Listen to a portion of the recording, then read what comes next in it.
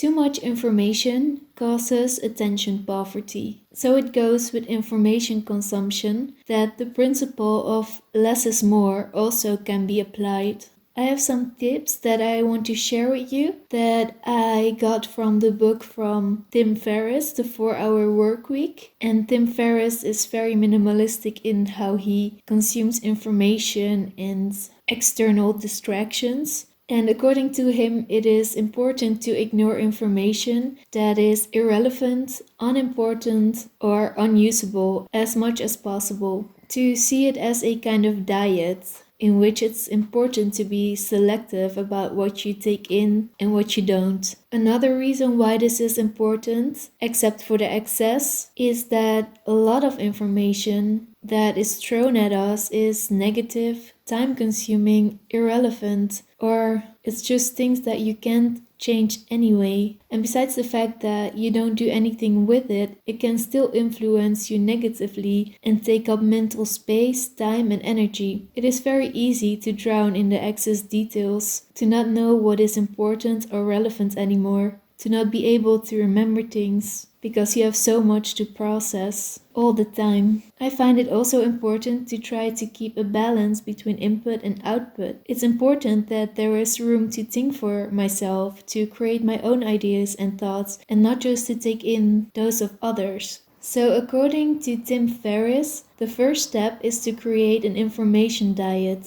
and to only consume what you need and what you will use. It's also important to consume a little bit for leisure activities and just for relaxing as well. The second step is to develop the habit of considering if you will really use this information for something urgent and important. And according to Tim Ferriss, it is not enough that you use information just for anything. It must be for something that is urgent and important. If those two conditions aren't met, then don't take it in. Information is useless if you cannot use it for something important or if you will forget it before you can use it. So there is a difference between just-in-time information and just-in-case information. There is no point in reading a book or an article to prepare for an event that would not take place within the upcoming weeks, or maybe will just take place months later, which will mean that you will have to reread everything again when the deadline approaches. It's better to just complete your action list and fill in the information gaps as you go along. The third step is to become skilled at not finishing things. Just because you started something does not automatically justify finishing it. If you read a wordless article or a book, it's better to do something else with your time instead of finishing it. The same goes for movies and food consumption and all other consumption. Doing the important thing and ignoring the many trivials is difficult because the world is bombarding us with a lot of nonsense all the time. But it is time to stop take everything in, and according to Tim Ferriss, to stop taking this information harassment. So I want to emphasize the importance of information and how it is being used, because information also is not always innocent. And this is inspired by a video by Meredith Miller. Her channel is called Inner Integration. And she states that it is important to pay attention to how information is presented.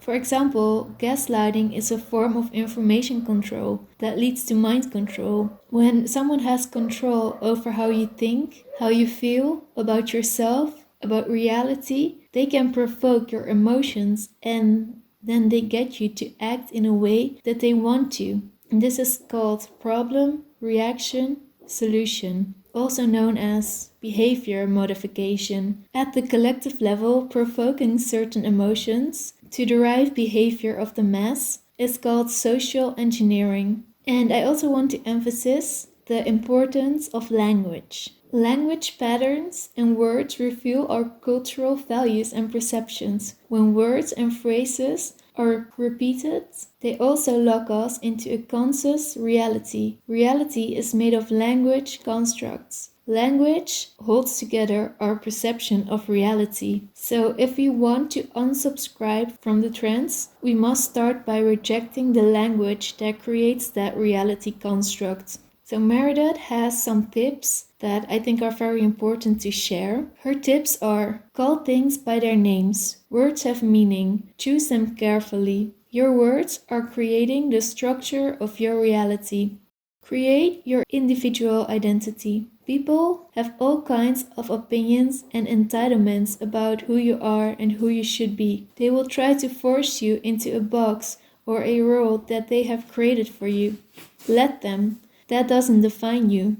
You do not exist to fill the role that someone else wrote for you. You get to write your own story, and you can choose to rewrite it at any time, even if you are following someone else's story all your life. You don't exist for the will of others. You are not here to sacrifice yourself for others. Question what you hear. Do your own independent research. And it's not just about what you hear or see, but what you're experiencing for yourself. That is what is real, and use your critical thinking skills. You are the sovereign authority over your life. You can listen to other perspectives. You can discern the wheat from the chaff, and then you can choose what makes sense to you, not what someone else chooses for you.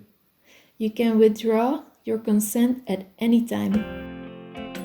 I hope that this helped you in some form or way, and thank you so much for watching. I really appreciate it, and I hope to see you next time.